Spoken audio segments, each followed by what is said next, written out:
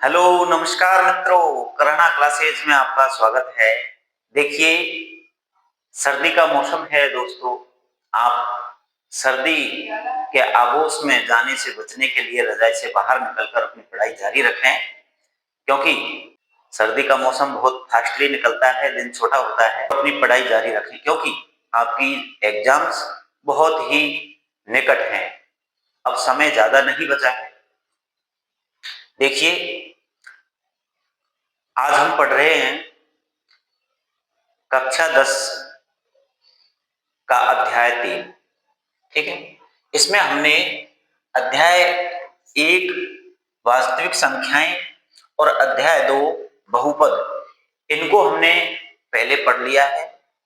ठीक है, इनकी वीडियोज अगर आप में से किसी ने नहीं देखी हो तो आप हमारे कराना क्लासेस चैनल को सर्च करें और उसकी प्लेलिस्ट में बहुत सारी वीडियोज में आपको ये वीडियो मिल जाएगी। ठीक है, तो आज हम पढ़ेंगे अध्याय 3, दो चर वाले रेखिक समीकरण योग। ठीक है, कक्षा 10 वाले जो बच्चे हैं, बहुत ही महत्वपूर्ण समय आपका है। तो आइए देखते हैं, शुरुआत करते हैं हम इसकी।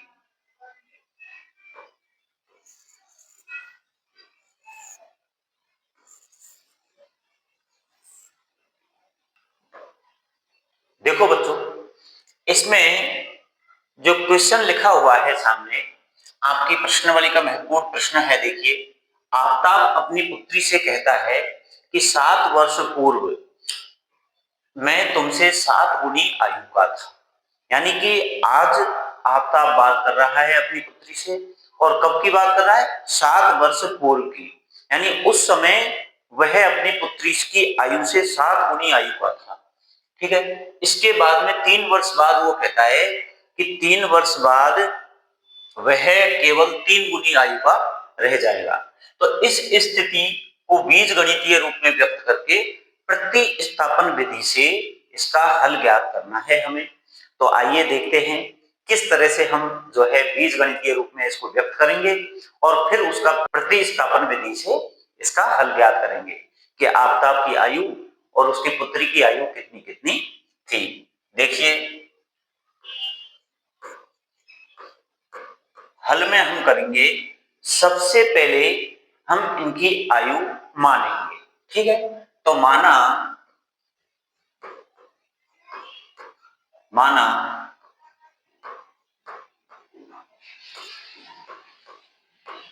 आफ्ताब की आयु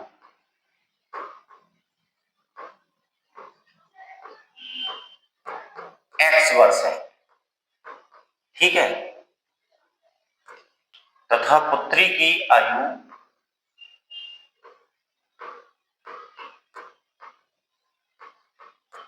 y वर्ष है। ये हमने मान ली है दोनों की आयु। अब हम बात करेंगे प्रश्न के अनुसार कि 7 वर्ष पूर्व। इसका मतलब 7 वर्ष पूर्व क्या होगा कि यहां पर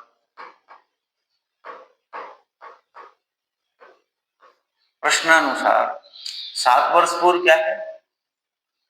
x माइनस 7 वर्ष, ये तो आफ्ताब की आयु हो जाएगी। और इसमें पुत्री की आयु ये भी x माइनस 7 हो जाएगी। अगर हम इनको बराबर करें तो क्या ये अब बराबर है? नहीं, ये कह रहा है कि 7 वर्ष पूर्व मैं तुमसे 7 गुनी आयु का था। यानी 7 वर्ष पूर्व अब इसकी जो आयु है ये वाली इस आयु से 7 गुनी है। ठीक है, ये 7 गुनी आयु है। तो अब बताओ, इसको मैं गुणा 7 से कर दूं तो क्या अब ये बराबर है? बिल्कुल, अब ये दोनों बराबर हो गई हैं। पुत्री की आयु को 7 गुना करेंगे तब पिता की आयु के वो बराबर होगी, क्योंकि पिता की आयु 7 गुनी है। जैसे माना कि पुत्री अभी 1 वर्ष की है, 7 वर्ष पूर्व की बात, 7 वर्ष पूर्व की बात कर रहे हैं। पुत्री 1 साल की है तो पिता 7 गुना है, यानी पिता 7 वर्ष का है। तो अब बराबर कब होंगे? पुत्री की आयु को 7 से गुणा करेंगे तभी तो बराबर हो जाएंगे, 7 वर्ष पूर्व। तो यही हमने यहाँ पे किया है। अब देखिए यहां से जो एक समीकरण निकल के आ रहा है वो ये है कि x माइनस 7 बराबर 7y माइनस 7 ये समीकरण निकल के आया। अब देखो यहां से हम इनका पक्षांतरण करेंगे तो x 49 इधर आया और 7y आया तो माइनस 7y, y इधर आया तो माइनस, ठीक है, और ये 49 इधर आया तो प्लस का 49 हो जाएगा और प्लस के 49 में से ये 7 चले जाएंगे तो प्लस के 42 बचेंगे ना भाई, इतना तो करोगे।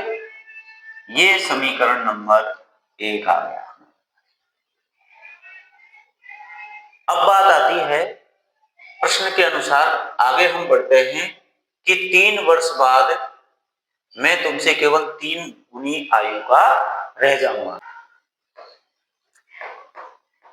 x प्लस 3 ये तो आपकी आयु हो जाएगी और इसमें y प्लस 3 ये उसकी पुत्री को हो जाएगी, लेकिन इसको हम 3 गुना करेंगे तब ये पिता की आयु के बराबर होगी। ठीक है, 3 गुना कर दिया। अब यहां से भी हम समीकरण निकालेंगे कि x प्लस 3 बराबर 3y प्लस 3 तिया 9। इसको हल करेंगे और 9 को भी इधर लाएंगे तो प्लस 6 हो जाएगा, या 3 को उधर ले जाएं बराबर 3 को उधर लगे तो प्लस के 6 बच गए। ठीक है, ये समीकरण नंबर हमने 2 दे दिया और यहीं से बच्चों x और 3 को हम उधर ले जाएं तो बराबर 3y प्लस 6 हो जाएगा। इसको हम समीकरण नंबर 3 दे रहे हैं। ठीक है, आपको ये कंडीशंस बहुत अच्छी तरीके से समझ में आ गई होंगी। तो ये आप देख लो ढंग से, मैं इसको इरेज कर रहा हूं।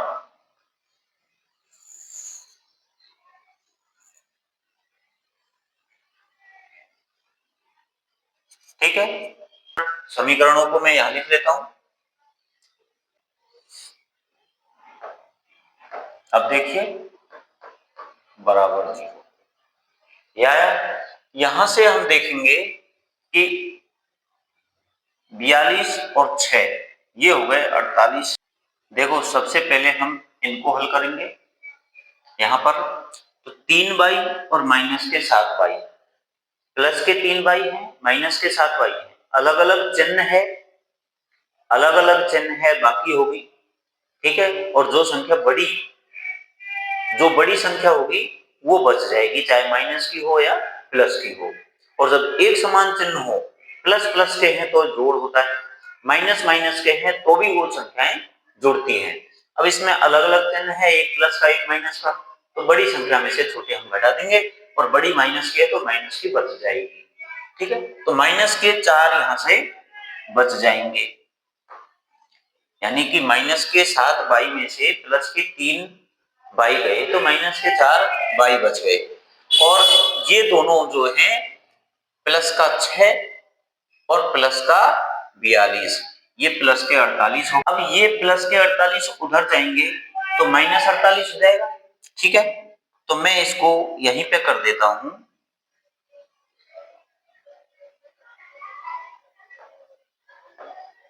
माइनस 48। ठीक है, यहां से जो है y की वैल्यू आएगी -4, इस -48 के नीचे चला जाएगा। पक्षांतरण किया तो माइनस का 4, माइनस से माइनस कट जाएगा, 4 का भाग इसमें देंगे तो कितनी बार जाएगा, 4 एकम 4 और 4 दूनी 8, यानी कि 12 बार गया। y का मान आया है 12। अब देखिए इस y को y बराबर 12, बाई का मान हम जो है समीकरण इसमें रख देंगे 3 में। यहां पर देखिए समीकरण है, समीकरण 1 2 3, तो बाई का मान यहां हम रख दें तो x का मान हमें प्राप्त हो जाएगा और x और बाई के मान ही हमें चाहिए। यहां लिख देंगे बाई का मान समीकरण 3 में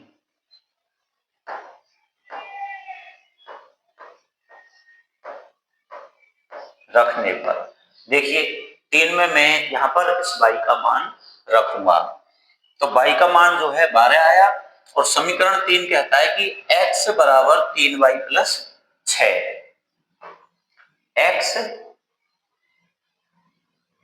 बराबर 3y, बाई का मान 12 रख देंगे यानी कि 12 से मल्टीप्लाई हो जाएगा और प्लस 6, ठीक है।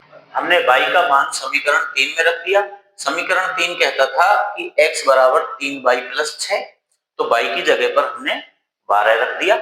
अब देखिए इसको, x बराबर 12 तिया 36 प्लस 6, तो 36 प्लस 6 42 हो गई, यानी कि यहां पर जो है x का मान क्या आया है 42।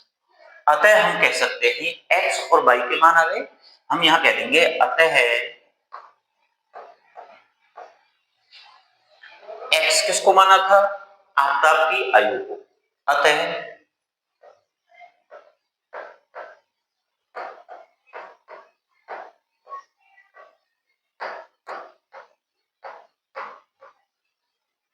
आफताब की आयु बराबर 42 वर्ष तथा उसकी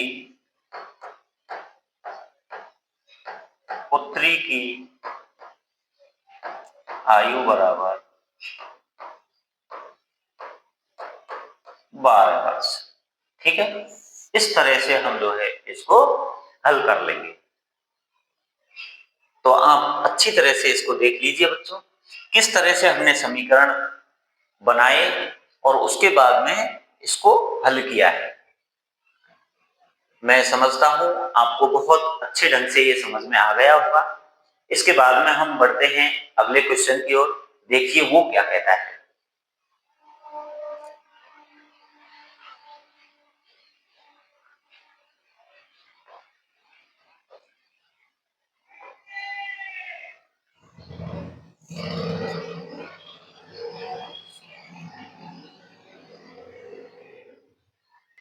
देखो बच्चों, अगला जो क्वेश्चन है वो दिया हुआ है कि दो संपूरक कोणों में से बड़े कोण का मान छोटे से 18 अधिक है, ठीक है, छोटे कोण से। अब दोनों कोणों के मान हमें ज्ञात करने हैं और यहाँ पर एक कंडीशन दी गई है कि दोनों कोण कैसे हैं, संपूरक। तो मैंने आपको पहले भी पिछली वीडियोस में बताया है कि पूरक और संपूरक कोण कौन कौन से होते हैं। पूरक कोण वे होते हैं जिन दो कोणों का मान 90 डिग्री आए, दोनों का योग, जिन दोनों कोणों का योग 90 डिग्री हो तो वो आपस में पूरक होंगे, और जिन दो कोणों का योग आपस में मिलकर 180 होता है तो वो कोण संपूरक होते हैं। तो हम इस कंडीशन का यहाँ उपयोग करेंगे। देखिए किस तरह से हम जो है सबसे पहले कोण मान लेंगे, दोनों कोण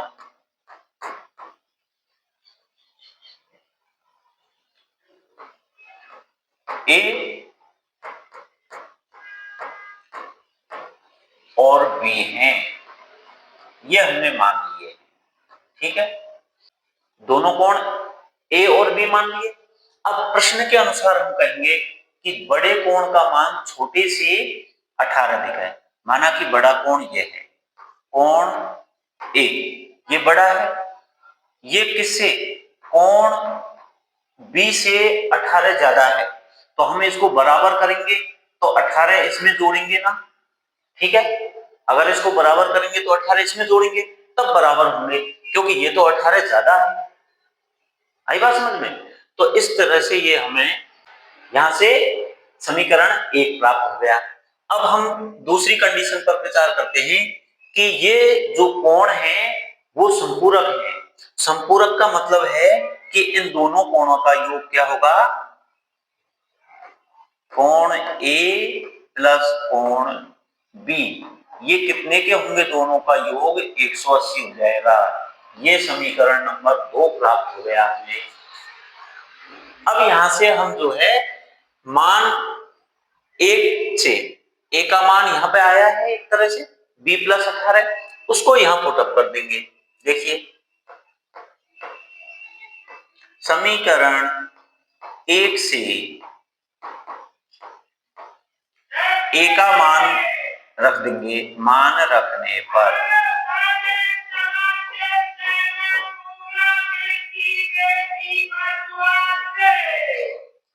ठीक है। तो समीकरण 1 से मान रखने पर 1 से ए का मान जो है बी में रख देंगे तो क्या हो जाएगा, ए की जगह पर b प्लस 18 रखेंगे, ठीक है।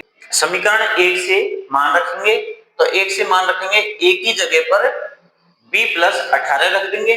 तो हमने ए की जगह पर देखो b प्लस 18 रखा और प्लस b ये है, ये कोण b बराबर 180।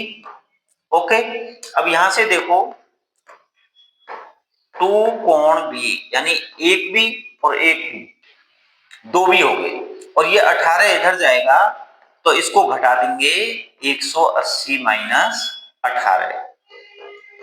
अब देखो 2 कोण b बराबर, इसमें से 18 घटाएंगे, 0 में से 8 गए तो 2 बचे, 0 में से 8 गए तो 2 बचे, जानते हो घटाना, ये पड़ोस से यहां से ले लेगा 10 हो जाएंगे, 10 में से 8 गए तो 2 बचेंगे, ये 7 रह गया, 7 में से 1 गया तो 6, और ये 1 का 1 ही, यानी कि 2 कोण b 162 के आ गए। तो b बराबर यहां से b आ जाएगा 162 बटे 2, 2 का भाग देंगे कितना आ जाएगा, 2 अट्ठे 16 और 2 एकम 2, यानी कि ये आ गया है 81 डिग्री। अब हमारे पास में कोण b का मान आ गया, इस b के मान को हम यहां पर रख दें तो a का मान आ जाएगा, ठीक है। कोण b के मान समीकरण 2 में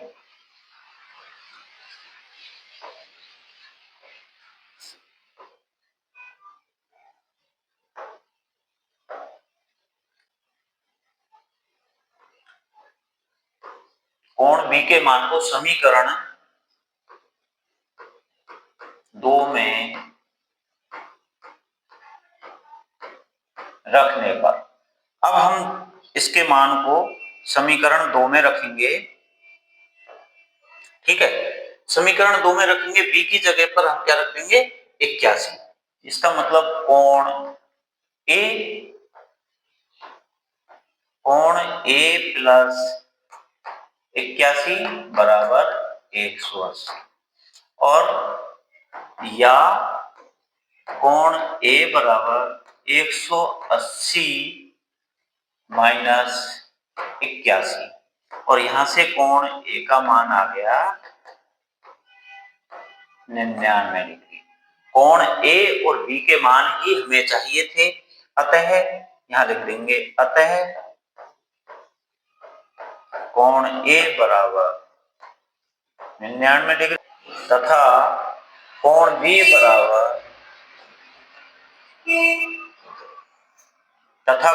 बराबर 81 डिग्री, ये हमारे आंसर हैं, ठीक है बच्चों। अब अगले जो क्वेश्चन है, नेक्स्ट टॉपिक, नेक्स्ट क्वेश्चन इसी प्रश्नावली में हम पढ़ेंगे अगली वीडियो में, तब तक आप बने रहिए मेरे साथ, ठीक है। आप सभी को यहां तक देखने के लिए बहुत बहुत धन्यवाद, आभार।